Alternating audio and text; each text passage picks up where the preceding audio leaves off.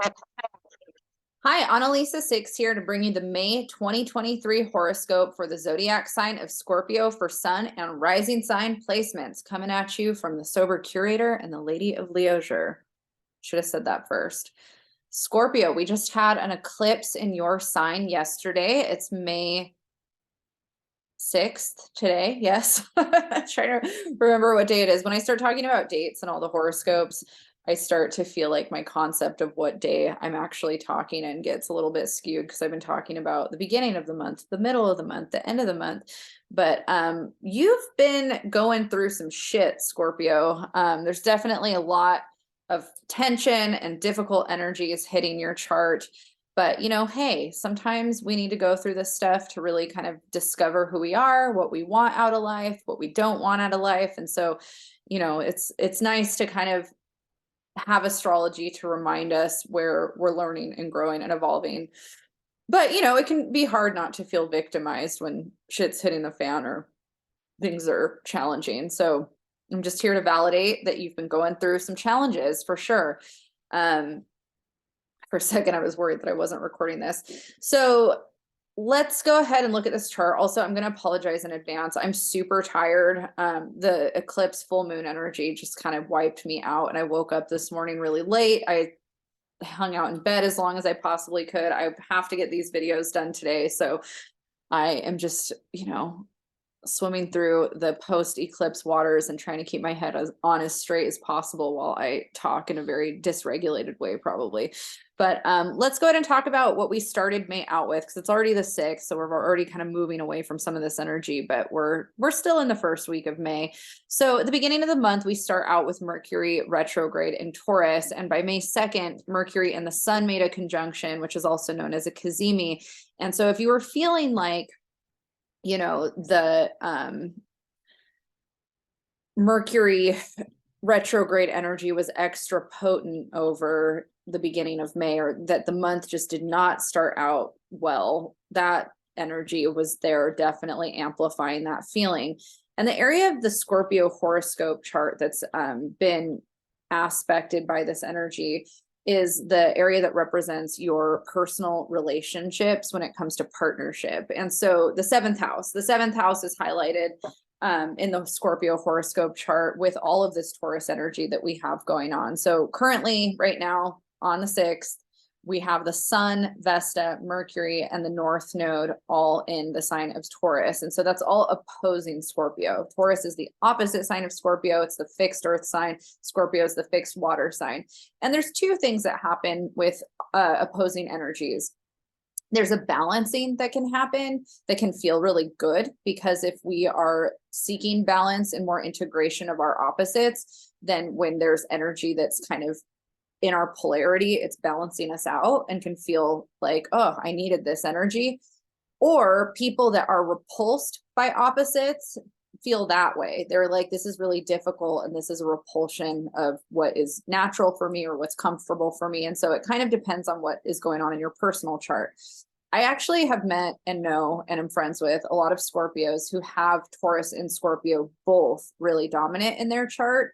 And so if you're one of those people where you have Taurus and Scorpio, like, let's say you've got, Scorpio rising and a Taurus moon, or Scorpio sun and a Taurus moon, or Scorpio sun and Taurus rising, or Scorpio, sun and Taurus. I think I already said that. Now I'm just tongue twistering myself, but you know what I mean? If there's some kind of blend in that way, then you're already a little bit balanced, with your polarity, depending on what other planets are doing what. But if you're somebody where you just have Scorpio energy and no Taurus energy, you might be somebody that's a little bit more repulsed by by Taurus energy because it's foreign to you or it's not as natural. So it's really dependent on you as an individual, how those things make you feel. But with that said, whenever we have something in opposition, it is an opportunity for integration. It is an opportunity for us to see the value in the opposite or the opposing view.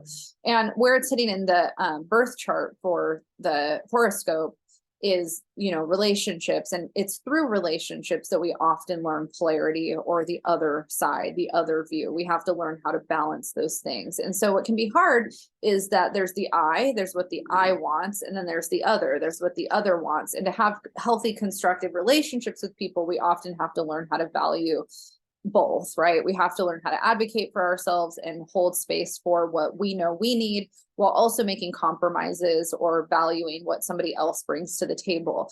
And so having all this energy in Taurus over the month of May and the last part of April just highlights relationships. And because Mercury's been retrograde here, there's, communication discrepancies in relationships. And so there's more opportunity for there to be conflict in communication with partnership, and having to really work on the relationship when it comes to your communication.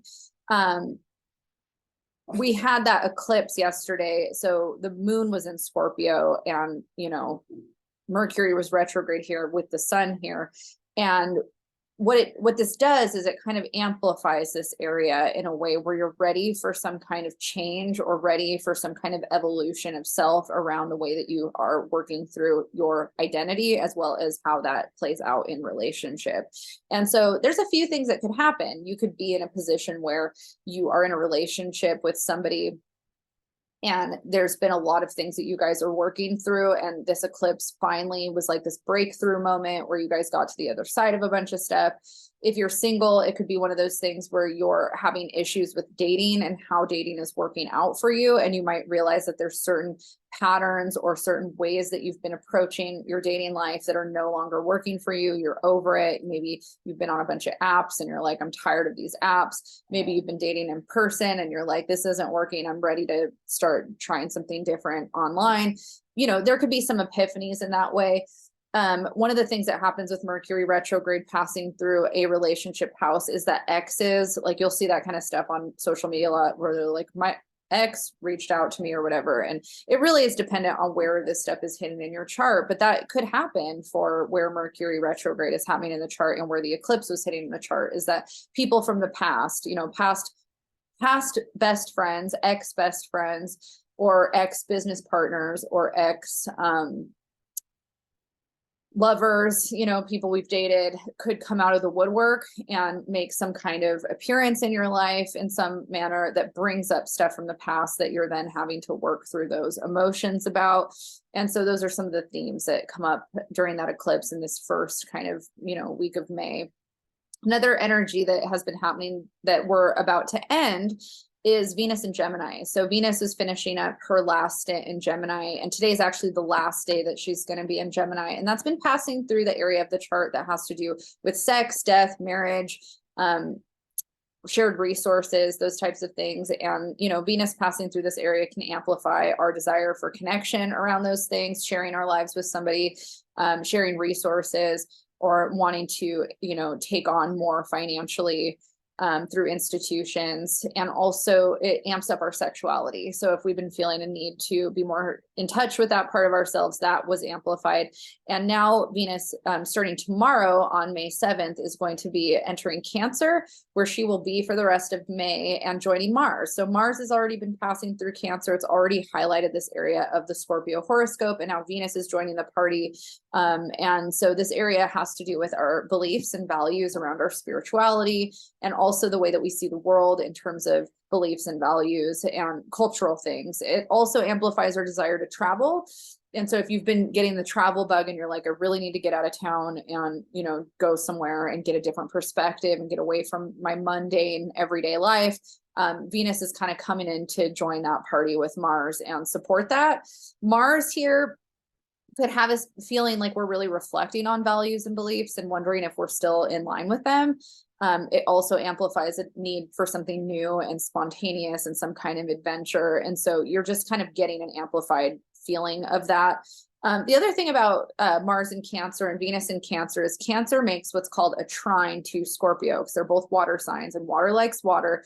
And so your creative energy and the way that you express yourself in your beliefs and values is amplified as well. And there's also kind of this desire to maybe work through feelings around your perspectives on how you absorb information about things that you've studied in the past.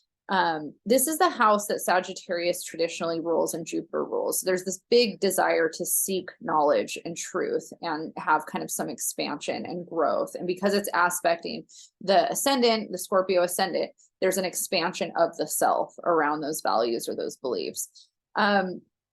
So that's a big thing that's happening when Venus joins that party for the rest of the month.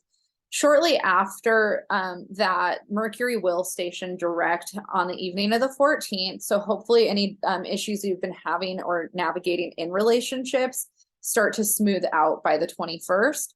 After Mercury stations direct, Jupiter's going to be entering Taurus and actually joining the area of relationship. And Jupiter here brings a lot of desire for growth and expansion in our relationships. And so, if you are in a relationship, this is an opportunity for you to get closer with this person and expand and evolve in your relationship and take it to the next level. If you're somebody that is dating, you might end up in a position where you're meeting new people and developing new relationships with people. There's a desire for it with Jupiter here for sure. So you might be really feeling an amplification of energy around wanting to connect with your partner, or, find your partner if you haven't found your partner.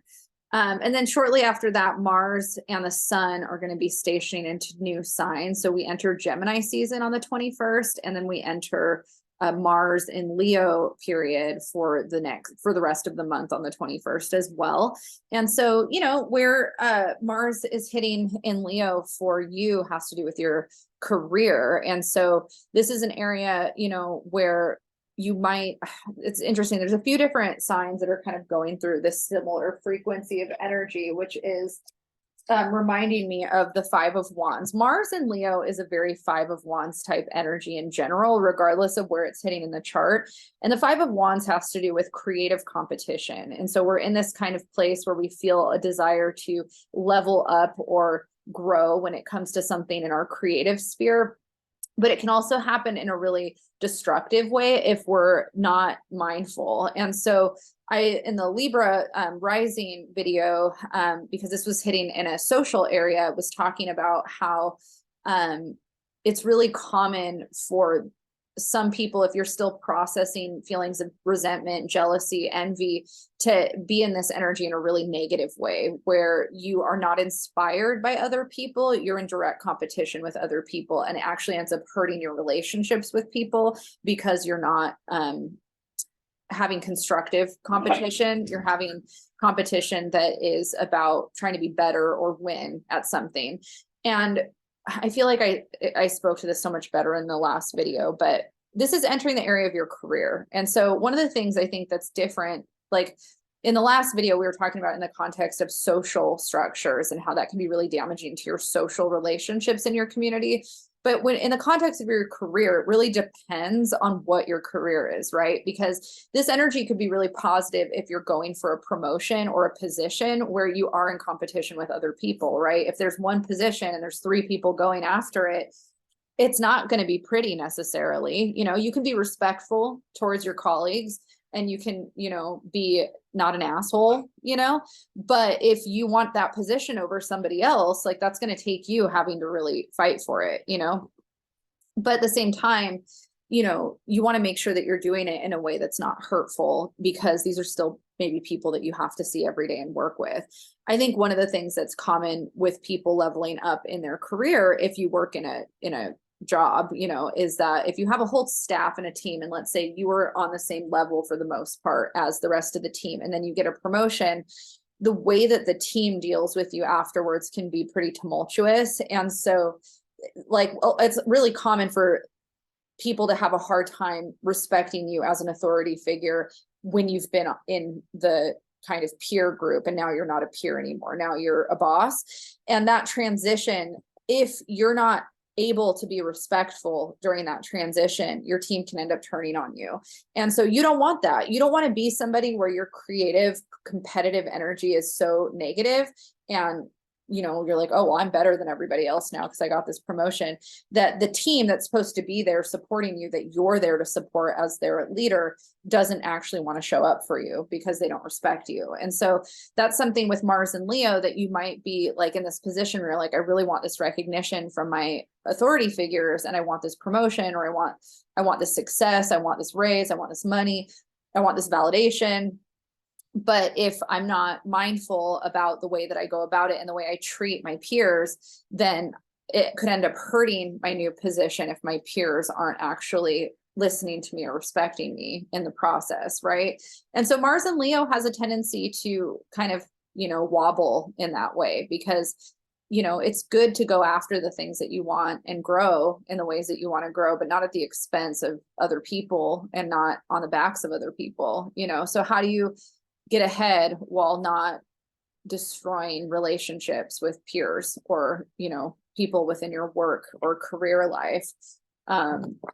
How do you continue to inspire and be inspired and be humble while still stepping into a new role where you get to have more confidence and maybe authority than you did before?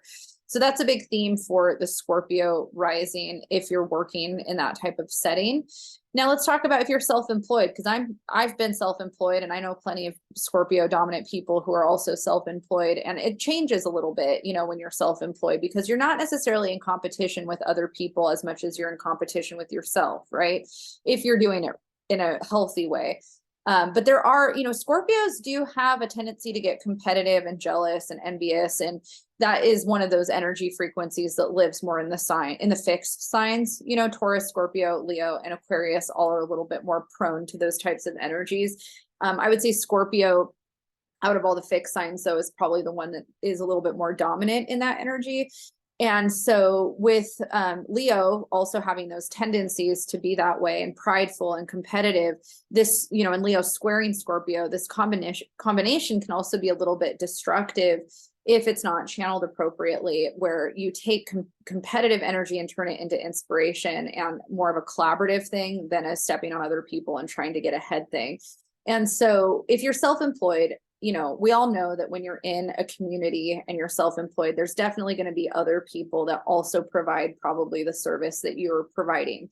And it's important that you don't let the way that other people provide their service deter you from supporting them or being collaborative with them. I think that we're stronger together as a community when we support each other, even if we're in the same industries. And so I'll just use my dog background as an example. So I've been a self-employed, I'm not working now, but since 2015, I believe, I've been self-employed.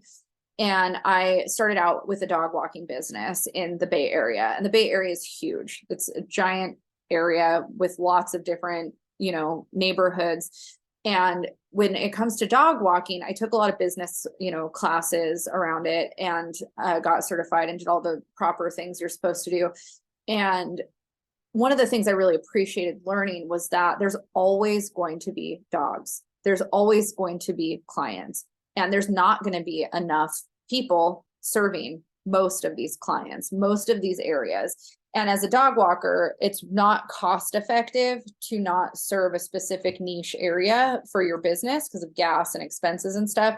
And so you're advised a lot of times that there's a niche that you should find and a neighborhood that you should find, and that should be your specialty, because there's so much business that you can't serve it all.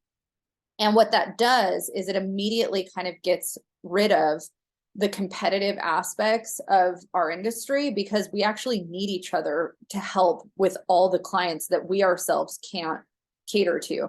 In the Bay Area, it's really easy to get full as a dog walker because there's only so many dogs that you can physically walk and handle, and only so many neighborhoods that you can go to in a day. And so it's totally pointless to have a business model or structure where you're competitive with other people in the Bay Area, because it's just impossible to meet all the needs, and it's really easy to make money and be successful there with dog walking. And so the dog walking community in the Bay Area specifically is very, very close in the positive reinforcement community, and very, very dependent on each other for referrals and helping each other get business, as well as needing to help clients, and pet parents figure out who to go and who the good people are and things like that. And so it creates this very tight-knit community of people in the Bay that are all supporting each other's separate businesses. It's not the kind of environment where people are competitive and wanting to run each other out of business or getting jealous of each other for other people's success, because there's so many different niches and nuances for things. And of course, everyone's an individual. I'm sure there's plenty of people in the Bay that actually do act that way or get jealous and weird and petty. I'm sure it happens. I mean, I know it happens, but there's just so much of a need for people to coexist and get along that it does build a better environment for that. And so that industry specifically, I think has done a better job than some other industries, you know? And I think that one of the things that I've learned is that it doesn't help your business to put down other businesses or to not help other businesses or support other people, because at the end of the day, those things come back your way. People remember that stuff. And so, you know, in the context of being a tarot reader and astrologer, I'm not working right now. And so it doesn't really help me to not have good relationships with other astrologers or tarot readers, because I'm not doing readings and people come to me about that stuff. And so it's good for me to have people that I know that are good at their job, that I trust, that I can refer people that I don't want to see or don't have the energy to see, and I can pass them on to somebody else that I know and trust, right? Because it's kind of the same thing with tarot and astrology. There's only so many people that you can see and only so much energy that you have, and not all, you know, I don't do certain readings for certain people. Like, I'm not into doing things about the law. I'm not into electional astrology. I don't do that kind of stuff. I have a very specific modality that I work within, and not everybody's going to want what I do. And so it's important that we recognize that everybody has their own gifts and their own talents, and that we're stronger together. For me, when I was self-employed, the most business that I got was not from social media, was not from my website, was not from flyering or those types of things. It was through word of mouth. And so I knew that my reputation in my community and the relationships that I built with people in my community was my business card, because those were the people that I was getting business from. I wasn't getting business from my social media posts. In my tarot and astrology business and my dog walking business, most of my business that has actually made me a living wage is from word of mouth. And so my reputation and the way that I operate within my community and the people that I actually directly talk to on a regular basis, those relationships are just as, if not more important to me than what I share on social media, because I know that those are the people that are going to talk about me and tell people whether or not they think I'm good at what I do or whether or not I'm worth seeing, right? And so I let my actions and my craft speak for itself. I'm not trying to like sell some kind of image online and have that speak for me. It's more about, you know, what I actually do. And I think that having an online presence and the way that you represent yourself online is important. And I enjoy doing it. I love doing social media stuff for myself in a fun way, not necessarily, I don't really care about doing it in a branded way, but just, you know, I do enjoy social media. And so for me, social media is more of just a fun place to express myself. I know that it doesn't really work that well for generating business, so I don't make it about generating business. So my point in that is that when you're self-employed and your career house is highlighted around this pressure to level up and do more, think about your demographic, think about where you live, and think about your community, and think about word of mouth, and think about, are you somebody that you are modeling a business that other people are talking about in a positive way, and the people, even if they don't come to you for your business, like you and want to refer you to people. And you know, networking can be hard, and it's not, I used to love doing it, and now I'm not as into doing it, but it is really constructive for people to actually meet you and talk to you and get to know you and have a positive first impression experience and feel like they're heard, feel like they're treated with respect, feel like you're a nice person that genuinely cares about treating people with respect and supporting people. And that stuff goes a long way. And so if you've got this amplification of energy and it's making you look at people and go, wow, they're really successful and I want that, don't be threatened by it. Don't be competitive about it. Be inspired by it. Learn from what that person has done that works for them. Learn why they're successful. Learn why people want to give them business and referrals, and then be friends with them. And they will start probably giving you business and referrals too, if they respect you and see that they enjoy the work that you're doing in the world. And I feel like that is such a more positive, constructive way to go than being competitive and gatekeeping and, you know, bratty and trying to run other people out of business or talk badly about them, that doesn't get anybody anywhere. You know, if anything, you just dig a hole and nobody wants to support you. So, you know, even if you're an introverted person and networking is not really something you have energy or time for, you know, maybe just carving out little, you know, once a month things where you do some community outreach or connect with other people in your industry, could be, you know, beneficial or positive in getting your name out there. It can be hard for Scorpio to sometimes feel like it wants to do that or be personable. You're a more private, introverted sign. And Scorpio does have tendencies towards wanting to be more gatekeepy and secretive about things. There's a time and a place for that. I respect that. You know, I definitely respect there's certain things that should be kept your own. You know, don't share all your secrets for free, you know, make people pay you for that information. At the same time, I think that there's a balance between how we connect with people and treat people and have kind of this ability to share just enough to make people believe in what we have to offer and want to support our business or the service that we're providing for them. So those are just some tidbits. That's anecdotal. Obviously, there's a lot more that could be said about Mars passing through Leo in this career house.